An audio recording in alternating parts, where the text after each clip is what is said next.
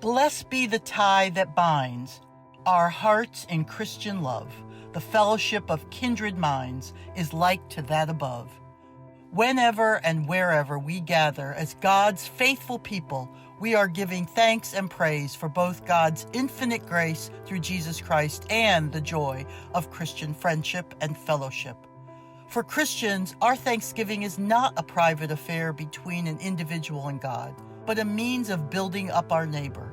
Our neighbor may be a chance visitor or a stranger who sees and experiences the joy of the gathered believers.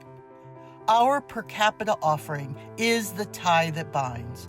It is the very Presbyterian way we ensure our denomination, the ecclesia, the body of Christ, the corporate body of believers, gathers together in times of joy and sadness, in times of discernment and witness, to be in ministry together. Our per capita offering joins us as a united body of believers. It is our participation in the life of the Church Universal, committed to work and live in fellowship with all persons in every nation.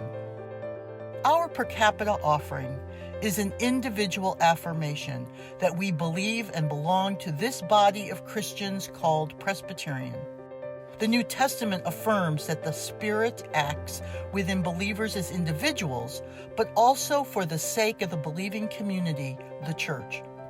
Our individual offering joins others in the joyful participation with the Spirit's collective work of strengthening and expanding the church.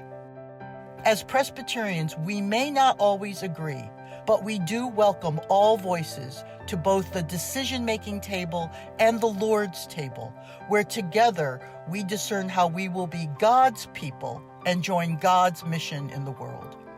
Our distinctive form of decision-making honors discernment by individual members who have made promises both to God and to God's people that together we will serve with energy, intelligence, imagination, and love.